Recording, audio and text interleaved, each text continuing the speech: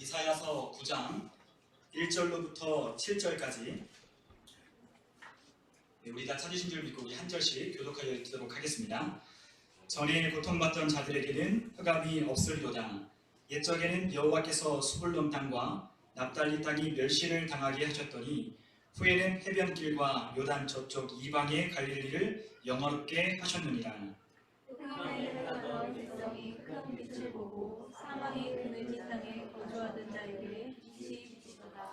주께서 이 나라를 창성하게 하시며 그 즐거움을 더하게 하셨으므로 추수하는 즐거움과 탈취물을 나눌 때의 즐거움같이 그들이 주 앞에서 즐거워하오니 이는 그들이 두껍게 된 무게와 그들의 어깨의 채찍과 그 압제자의 막대기를 주께서 꺾으시되 미디안의 날과 같이 하셨음이니이다. 어지러이 싸우는 군인들의 신과 피 묻은 겉옷이 불에 석같이 설라지리니 이는 한 아기가 우리에게 낳고 한 아들을 우리에게 주수가 되었는데 그의 어깨에는 정사를 메었고 그의 이름은 기묘자라 모사라 전능하신 하나님이라 영존하시는 아버지라 평강의 왕이라 할 것이니라.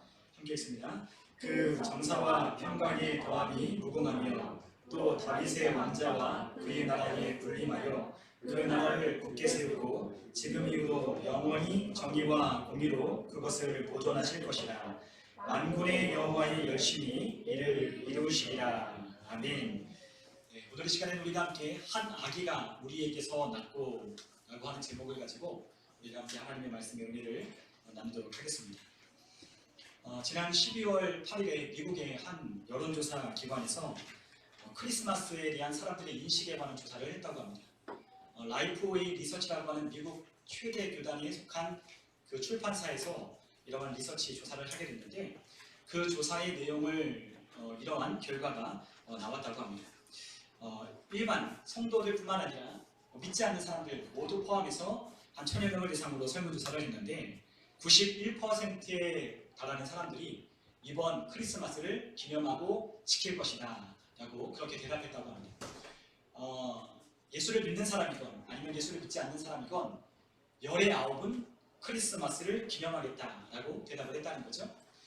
그리고 또한 72%에 달하는 사람들은 예수 그리스도가 하나님의 아들이심을 동의한다라고 그렇게 대답을 했답니다. 그러니까 10명 중 7명은 예수가 하나님의 아들이다 라고 하는 것을 믿음의 영역까지는 모르겠지만 그것을 동의한다고 대답을 했죠.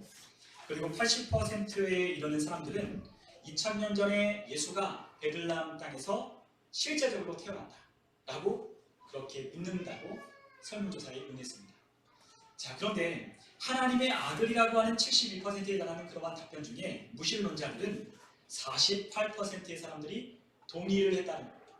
그러니까 둘 중에 하나는 무신론자 중에 둘 중에 하나는 예수님이 하나님의 아들이심을 동의를 했다는 거죠.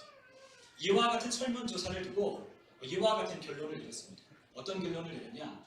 미국이 그래도 기독교 국가인 것 같다.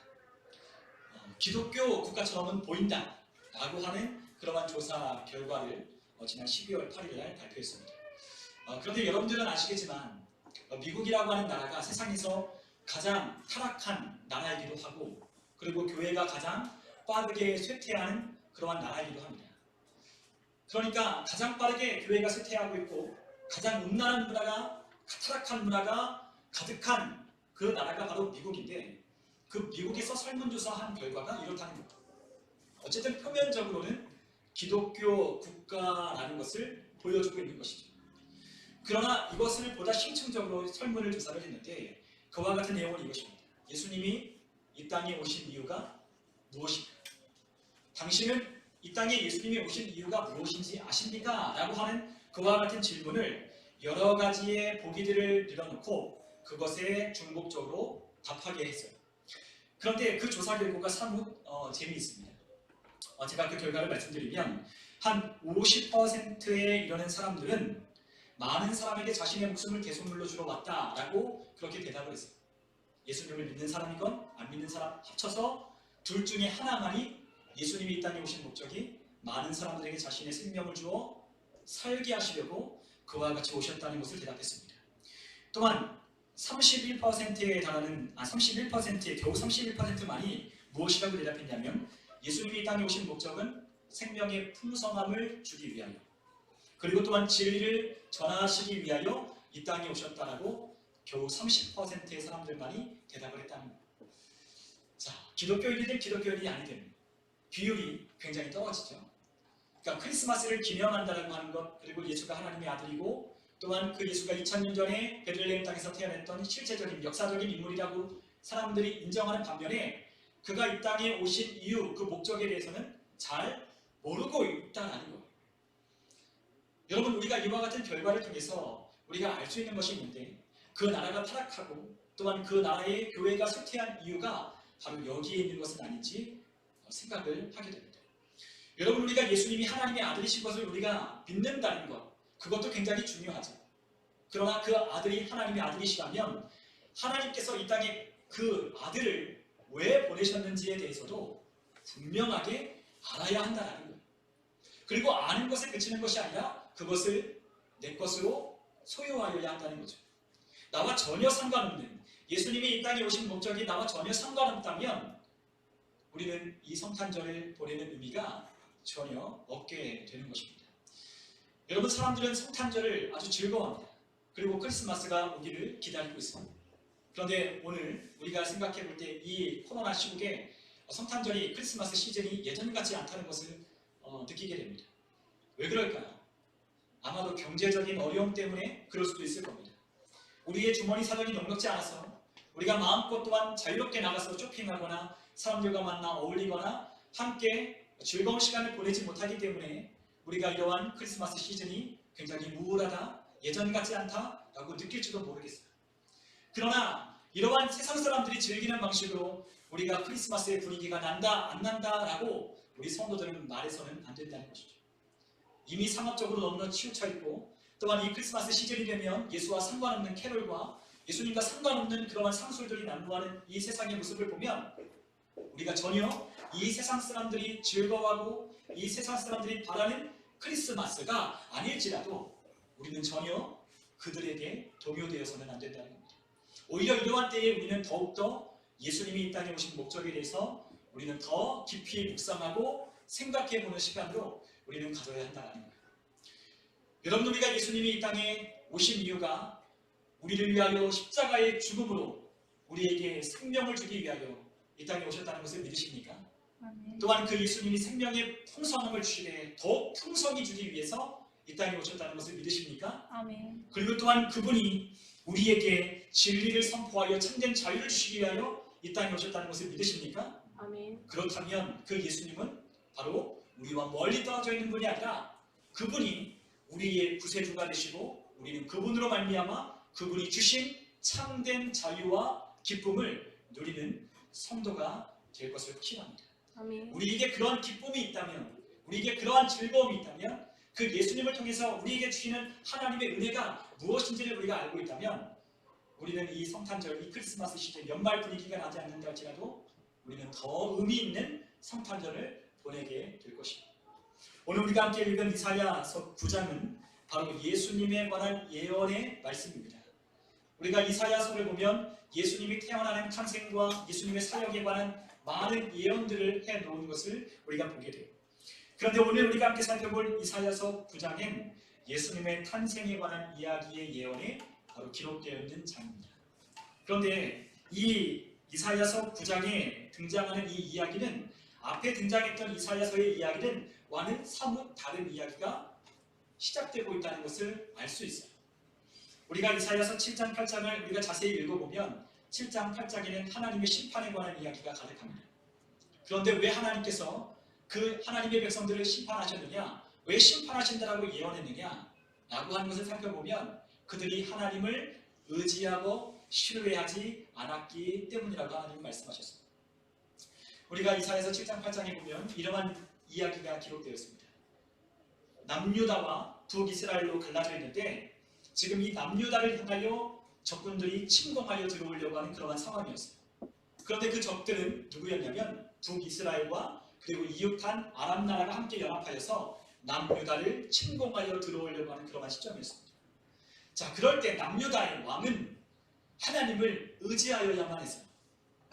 하나님이 세우신 나라, 하나님께서 다윗의 영광을 또한 영원히 보존하시겠다라고 했던 그 하나님의 말씀, 또한 하나님께서 그 땅을 지켜주시기로 했던 하나님의 언약, 그리고 또한 하나님께서 그들에게 보여주셨던 징조, 이와 같은 것을 통해서 그들은 하나님을 더욱 의지하여야만 했다는 거죠. 비록 북이스라엘과 강력한 아람의 군대가 남유다를 향하여 침공하여 들어온다는 소식을 들었지만 그들은 절대로 두려워하지 않았었죠. 왜냐하면 하나님이 지켜주신다고 약속하셨고 하나님이 그들에게 보여주신 징조가 있었기 때문에 그들은 더 하나님을 의지하여야 했습니다. 그런데 그들은 하나님을 의지하지 않았어요. 하나님을 신뢰하지 않는 겁니다. 오히려 누구를 신뢰하냐? 바로 그들보다 더 강력한 그 중동의 패권을 쥔, 고대 근동의 세계를 패권을 쥔 아수르라고 하는 이 강력한 나라를 그들은 더 의지했다는 거예요. 그래서 그들은 아수르와 손잡고 이 아람과 북이스라엘 연합군을 대항하려고 했어요. 그럴 때 하나님께서 그 남유다를 향하여 하나님께서 진노의 말씀을 쏟아내십니다. 너희들은 하나님이 말씀하신 그 말씀을 버렸다. 너희들은 하나님을 신뢰하고 하나님을 의지하여야 하건만 너희들은 더 강력한 눈에 보이는 아수르라고 하는 나라를 의지했다. 그래서 하나님은 그 땅을 심판하시겠고 그 땅에 흑암의 고통과도 같은 이와 같은 심판을 내리시겠다고 하나님께서는 저주의 말씀을 쏟아부으셨어요. 자, 그런데 이 9장에 넘어가니까 하나님께서 갑자기 이러한 상황 속에서 그 남유다를 향한 그 백성을 향한 회복의 말씀을 선포하십니다. 자, 그 말씀이 9장 1절로부터 이제 시작이 되는 거예요. 우리가 9장 1절에 보면 전에 고통받던 자들에게는 흑암이 없으리로다. 옛적에는 여호와께서 스불론 땅과 납달리 땅이 멸시를 당하게 하셨더니 후에는 해변길과 요단 저쪽 이방의 갈릴리를 영화롭게 하셨느니라 라고 그렇게 말씀하기 시작하십니다. 갑자기 심판의 말씀을 하시다가 9장이 되니까 하나님께서 그 땅을 영화롭게 하시겠다라고 하나님께서 말씀하고 계십니다. 자, 우리가 이 9장에 등장하는 지명이 있어요. 스불론 땅, 납달리 땅. 우리가 스불론과 납달리는 바로 야곱의 12아들 중에 하나입니다. 자, 그런데 그 아들들이 받았던 그 땅의 지명은 바로 이스라엘 경내의 가장 북쪽에 있는 땅들이었어요. 자, 그런데 이 땅이 그 외세와 가까운 그리고 강력한 제국들이 난무하는 그 지역에 바짝 붙어있는 지역이었기 때문에 항상 그 땅들은 외세의 압제와 고통을 당하는 그러한 땅들이었습니다. 그런데 그러한 땅에 살고 있는 그와 같은 백성들에게 하나님은 은혜를 베푸시겠다고 말씀하시는 겁니다. 그리고 또한 그 옆에 붙은 해변길 그리고 요단 저쪽에 이방의 갈릴리 다 이스라엘 북방에 있는 그 지역들 외세의 침입을 받고 고통을 받고 압제를 받았던 그 땅들이 이제는 영화롭게 하겠다라고 하나님께서 선포하시고 계십니다. 여러분, 하나님께서 그들에게 이러한 은혜를 다시금 말씀하시는 이유는 그 하나님의 백성들이 하나님을 버렸음에도 불구하고 하나님을 신뢰하지 않음에도 불구하고 또한 하나님이 주시는 말씀을 버렸음에도 불구하고 하나님의 열심히 그들을 구원해 내시겠다라고 하는 하나님의 강력한 의지를 말씀하고 계시는 거예요. 비록 하나님의 백성들이 날마다 실패할 때가 있어요. 하나님을 섬기고 하나님을 의지하고 하나님을 따르겠노라고 우리는 결단하고 섬기고 우리는 작정하고 있지만 우리의 상황과 우리의 환경 가운데 우리는 넘어지고 하나님을 의지하지 않는 때가 우리는 때로 있을 겁니다. 그런데 하나님은 우리의 그러한 모습 가운데도 우리를 다시 찾아오셔서 우리를 다시 끌어내신다는 거예요. 왜냐하면 하나님이 우리와 약속하셨던 그 언약, 그 하나님이 우리와 약속하신 그 언약의 신실하신 하나님의 약속이 아직도 유효하다고 하셨기 때문에 하나님은 비록 우리가 실패했지만 하나님은 비록 우리가 연약하지만 비록 하나님을 따르진 않지만 하나님께서 우리를 다시 돌이켜 세우신다는 거죠.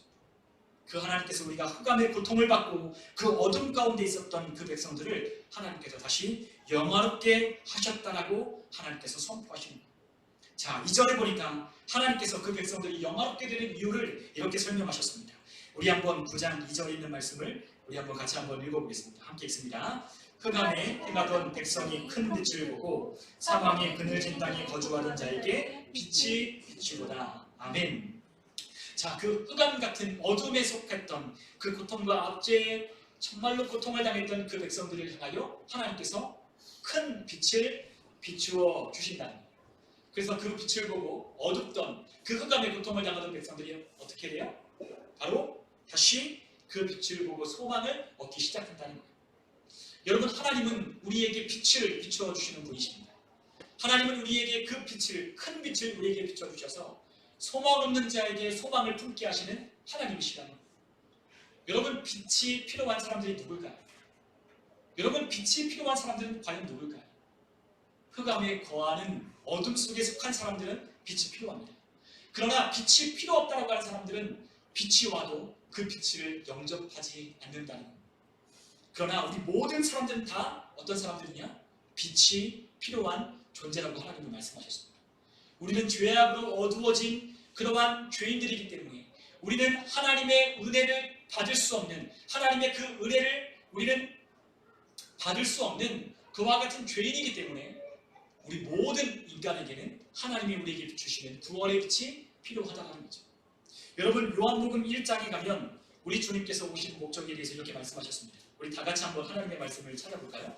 요한복음 1장 우리 4절과 5절 있는 말씀을 한번 찾아서 읽어보겠습니다.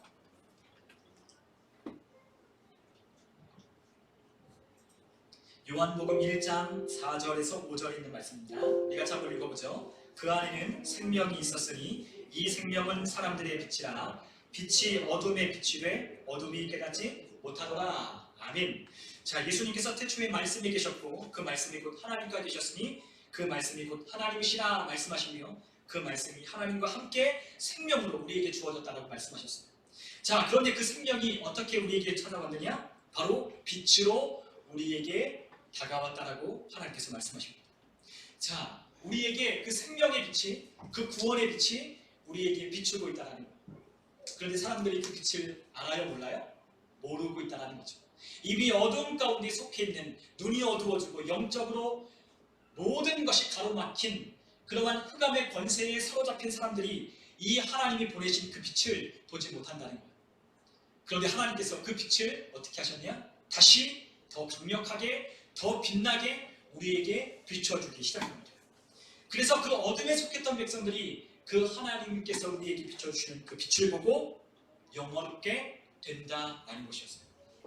여러분, 그 빛은 우리에게 비추는 구원의 빛이라고 말씀합니다. 또한 그 빛은 우리에게 예수 그리스도를 말씀하고 계십니다. 그 빛을 우리에게 비출 때 우리에게 생명이 되고 그 빛을 통하여 우리가 영원롭게 된다고 하나님은 말씀하셨어요. 여러분, 우리는 보잘것없는 죄인 중에 괴수요, 또한 하나님의 은혜를 기대할 수 없는 영죽을 죄인이지만 하나님이 우리를 사랑하셔서 그 하나님의 구원의 빛을 우리에게 비춰 주신다는 거죠.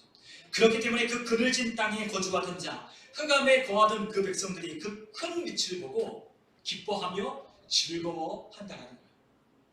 여러분, 그 이후에 우리가 이사야서 9장 3절에 보니까 그들에게 즐거움이 찾아오는 이유에 대해서 설명해요.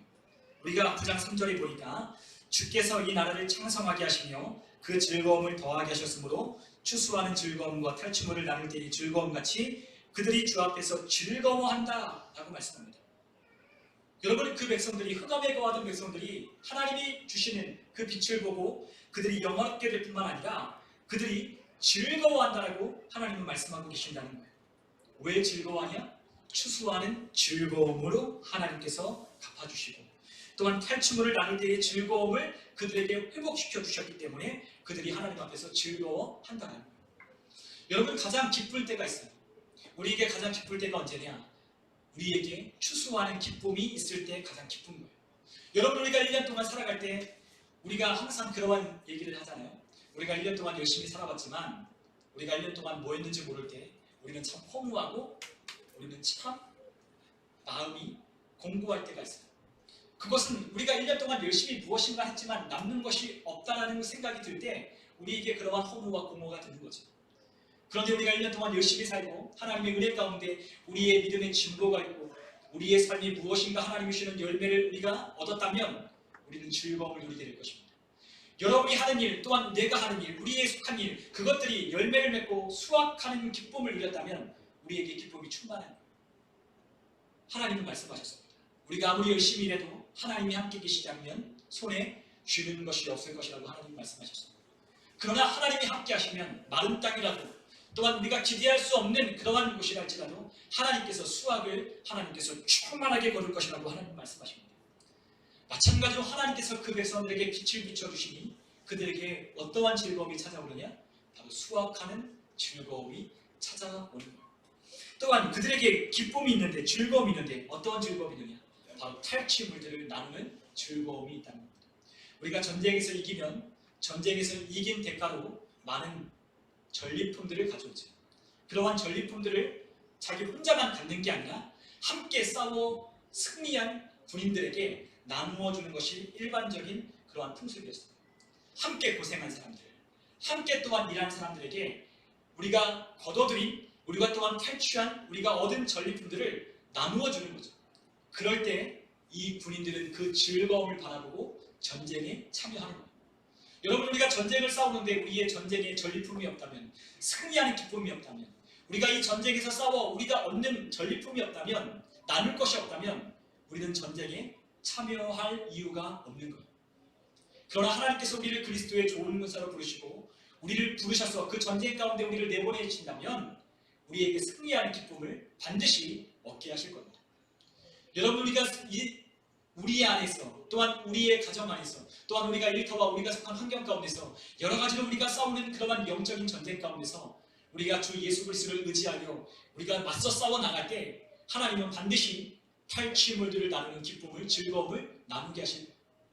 전에는 우리가 그것을 기대할 수 없었습니다. 왜냐하면 속수무책으로 당하는 그와 같은 변방의 고통과 압제를 당했던 백성이었어요. 그러나 그 백성들에게 하나님은 빛을 주시고 소망을 주시니 그들이 분연히 일어나 하나님이 주시는 즐거움 가운데 참여하기 시작하는 것입니다. 여러분, 이러한 기쁨이 이 백성들에게 다시 주어질 것이라고, 이들이 즐거워할 수 있도록 하나님께서 역사하실 거라고 하나님께서 그들에게 지금 다시 말씀하고 계십니다. 자, 4절에 보니까 그들에게 즐거워할 이유가 이것이라고 또 말씀하십니다. 우리 한번 이사야서 9장 4절에 있는 말씀을 한번 같이 한번 읽어보죠. 이는 그들이 무겁게 맨 멍에와 그들의 어깨의 채찍과 그 앞뒤의 막대기를 주께서 꺾으시되 미디안의 날과 같이 하셨음이니이다. 아멘. 자, 우리가 여기에 등장하는 4절에 등장하는 세 가지는 다 우리를 무겁게 짓누르는 그와 같은 형벌들입니다. 자, 무겁게 맨 멍에, 그리고 어깨에 있는 채찍, 그리고 또한 압제자의 막대기는 다 우리를 고통스럽게 만드는 것입니다. 자, 그런데 이와 같이 고통스럽게 만드는 이와 같은 멍에와 채찍과 막대기는 우리가 어떨 때 이러한 것들이 우리에게 고통으로 다가오느냐? 바로 우리가 하나님 앞에 범죄했을 때 이러한 멍에와 채찍과 막대기로 하나님께서 우리를 고통스럽게 하신다는 거죠. 자, 그런데 하나님께서 사용하시는 그 도구, 하나님의 백성들을 다시 하나님께로 돌이키기 위하여 하나님께서 사용하시는 그와 같은 도구들이 하나님께서 이제는 어떻게 하신다고요? 그것을 꺾으신다는 거예요. 하나님께서 하나님을 떠난 백성들을 돌이키게 하기 위하여 하나님께서 사용하셨던 멍에와 채찍과 막대기를 하나님께서 이제는 꺾으신다는 겁니다. 우리가 전에는 하나님을 떠난 하나님의 백성들을 하나님은 다시 이러한 도구를 사용해서 그들을 돌이키셨지만 하나님께로 돌아온 그 백성들에게 더 이상 멍에와 채찍과 막대기는 쓸모가 없기에 하나님이 꺾으십니다. 그리고 하나님께서는 미디안의 날과 같이 마치 기드온이 300명사를 끌고 가 미디안의 군대를 몰살시켰던 것처럼 하나님은 그때와 같게 되게 하겠다라고 하나님은 말씀하셨습니다. 그러므로 5절에 보니까 더 이상 부인들의 신과 피 묻은 겉옷이 필요 없어 불에 석같이 살라지게 된다고 말씀하십니다. 여러분, 우리에게 전쟁과 또한 우리에게 고통을 주는 이러한 압제를 하나님께서 우리에게 꺾으시고 우리에게 참된 자유와 또한 참된 하나님 주시는 즐거움을 누리게 하시려고 우리에게 큰 빛을 하나님께서 비춰 주신다는 거죠. 그런데 그 빛은 무엇이냐? 바로 6절과 7절에 있는 것처럼 바로 하나님이 우리에게 보내시는 한 아들이라고 하는 예수 그리스도를 말씀하고 계십니다. 우리가 9장 6절에 보면 이 우리에게 주시는 하나님의 선물인 예수 그리스도를 바로 이렇게 묘사하고 있어요. 하나님의 아들 예수를 이와 같은 단어를 사용해서 우리 하나님의 아들 예수님을 묘사하고 있습니다. 우리 한번 9장 6절에 있는 말씀을 한번 같이 한번 읽어보죠. 함께 읽도록 하겠습니다. 이는 한 아기가 우리에게 낳고 한 아들을 우리에게 주신 바 되었는데 그의 어깨에는 정사를 메었고 그의 이름은 기묘자라 모사라 전능하신 하나님이라 영존하시는 아버지라 평강의 왕이라 할 것입니다. 아멘. 자, 우리가 빛을 보고 또한 우리가 즐거움을 회복하게 되는 이유, 궁극적인 이유, 그 이유는 바로 한 아기가 우리에게 낳기 때문이에요. 자, 여기서 말하는 한 아기는 바로 예수님의 인성을 상징하는 거예요. 한 아기, 육신의 몸을 입고 오는 그와 같은 하나님의 아들을 표현하기 위하여 한 아기라고 표현했습니다. 그리고 한 아들이라고 하는 것은 하나님의 아들을 의미하는 것. 하나님의 아들, 신성을 가지고 오시는 아들, 하나님의 독생자 아들, 그 한 아기와 한 아들이라 표현하는 신인, 동격인 그 하나님의 아들이 우리에게 주어졌다. 우리에게 선물로 하나님께서 보내셨다라고 말씀하고 계신 거죠. 그런데 그분을 어떻게 묘사했다고요? 어깨에는 정사를 메고 있다라고 말씀하십니다. 모든 권세를 가지고 모든 정사를 어깨에 메고 오시는 분으로 묘사하고 있습니다. 또한 그의 이름을 이렇게 표현합니다. 그는 기묘자고 모사고 전능하신 하나님이며 영존하시는 아버지 평강의 왕이라 하는 그와 같은 이름을 가지고 이 땅에 오신다라고 말씀하셨습니다. 여러분, 우리가 예수 그리스도가 이 땅에 오셔서 하시는 일, 그것이 바로 6절에 기록되어 있는 거예요. 기묘자와 모사라고 하는 것은 놀라운 조언자라고 말하는 거예요. 우리 인간 이성으로 생각할 수 없는, 판단할 수 없는 놀랍고 기이한 우리에게 도움을 주는 위로하시는 조언자로 우리 예수 그리스도가 오신다는 거죠. 여러분, 우리의 인생에는 우리의 카운셀러가 필요해요. 여기서 등장하는 이 모사가 카운셀러라고 하는 단어를 썼는데 우리에게 그러한 카운셀러가 바로 예수 그리스도시라는 거예요. 그런데 그 카운셀러가 어떤 분이에요? 기묘자라는 거예요. 기묘자는 놀라우신 경이로운 분을 말하는 거예요. 우리가 알 수 없는, 우리가 측량할 수 없는, 우리가 생각할 수 없는 그와 같은 지혜를 가지고 오시는 그분이 바로 예수 그리스도시라는 거죠. 여러분, 우리에겐 바로 이러한 기묘자와 모사와 같은 분이 필요한 거예요. 우리가 이 세상에 성공하려면 반드시 우리가 하나님의 계획을 알아야 합니다. 여러분, 우리가 이 땅 가운데서 성공이라고 하는 것, 단지 세상 사람들이 말하는 부와 명예를 얻는 것을 말하는 게 아니라 하나님께서 우리에게 말씀하시는 그 성공은 하나님의 아들 예수 그리스도를 나의 구주로 영접하여 하나님의 백성이 되는 것, 그분의 뜻대로 살아가는 그것을 성공이라고 말하고 있는데, 그 성공하는 사람이 되려면, 그 성공하는 하나님의 백성이 되려면 바로 하나님의 계획을 알아야 한다는 거예요. 그런데 그 하나님의 계획을 가지고 오신 분이 누구냐? 바로 예수 그리스도신 거죠. 하나님은 이 땅에 계획을 세우셨습니다. 하나님은 이 모든 세계를 다스려갈 하나님은 계획을 세우십니다. 그리고 그 계획을 이루실 분으로 누구를 보내셨냐? 예수 그리스도를 이 땅에 보내셨다는 거예요. 하나님의 계획을 성취하실 분으로 예수 그리스도를 보내신 거죠. 그 아들을 이 땅에 보내어 하나님의 계획을 성취하여 나아가십니다.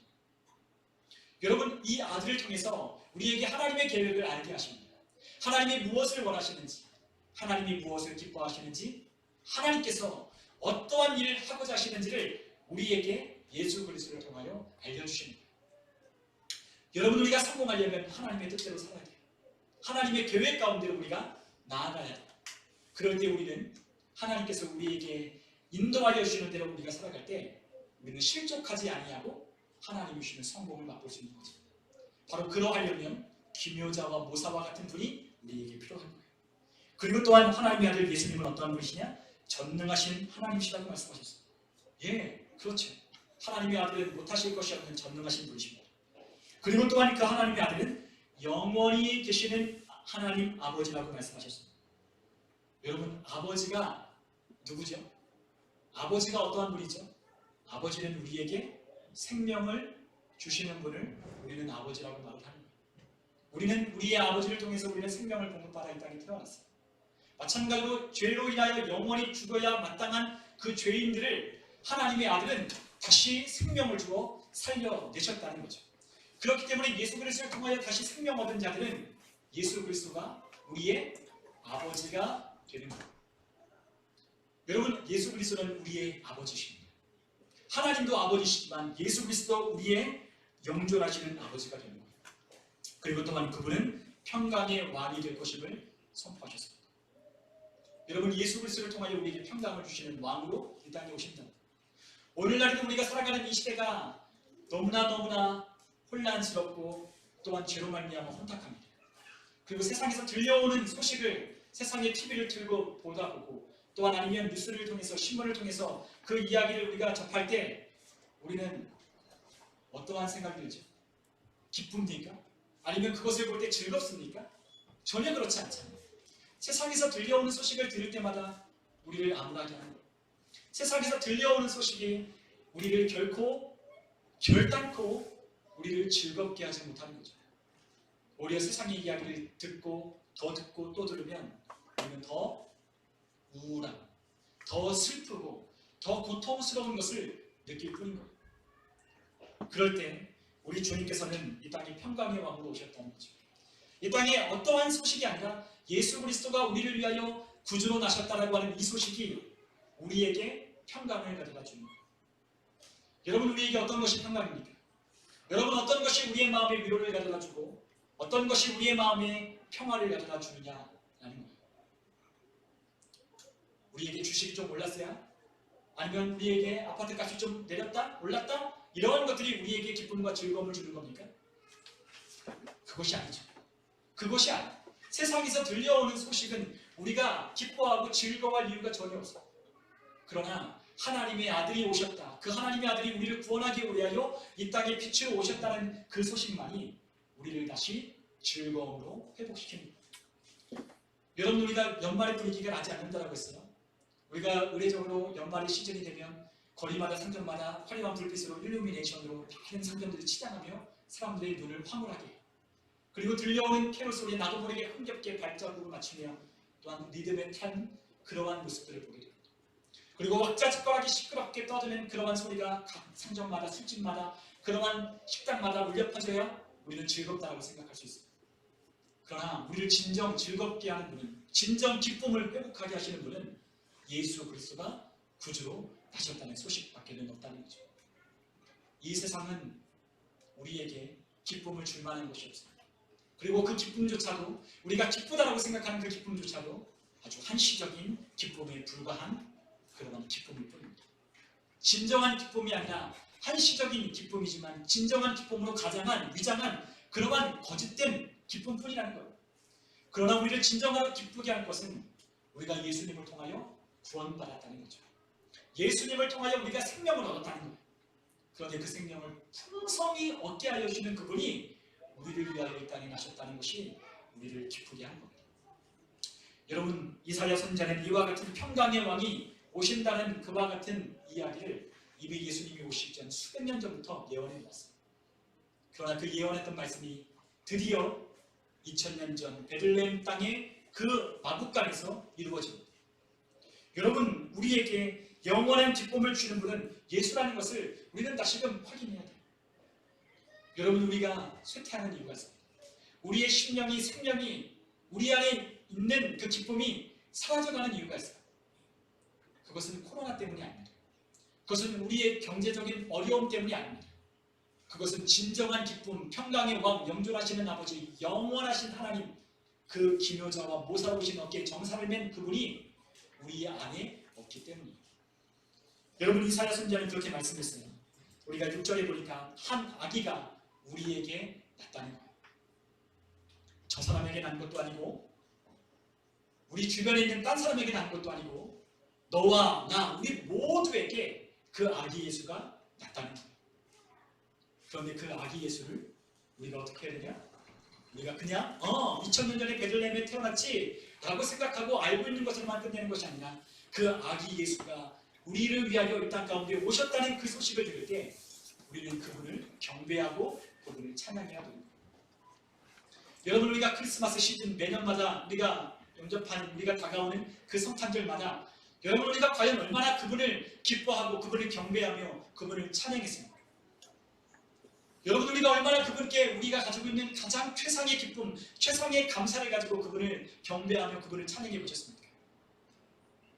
우리가 그렇지 못했다면 그분이 우리 안에 빛과 즐거움을 회복하게 하는 분이 아니기 때문일지도 모르는 거예요.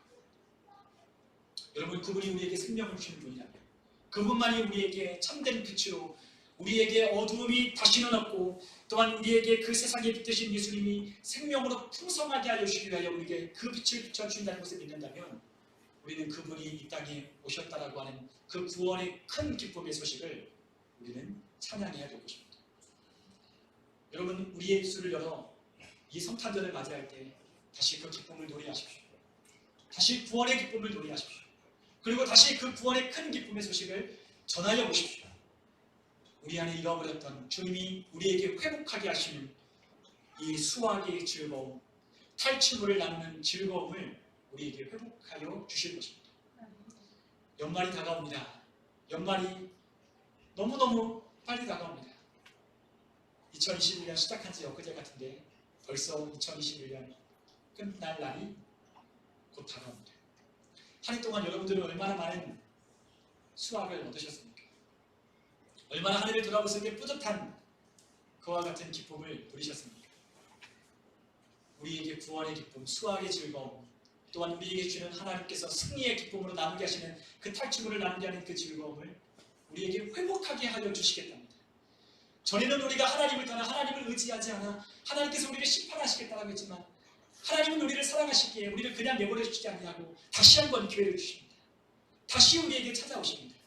그리고 우리가 그 기쁨을 누리도록 하나님의 가장 귀한 품 안에 있는 동생자를 우리를 위하여 주시겠다라고 그 아들을 이 땅에 인간의 몸으로 태어나게 하셨습니다. 여러분, 그 높고 높은 보좌를 버리고 이 낮고 낮은 인간의 몸으로 오셔야만 했던 예수님을 여러분 이번 한 주 동안 묵상해 보십시오.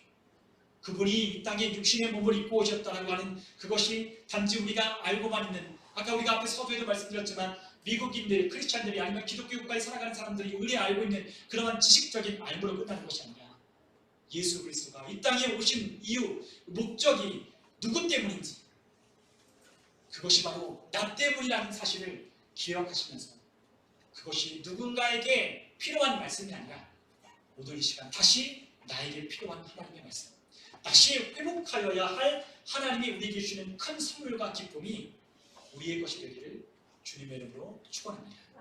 우리 시간 함께 기도하겠습니다.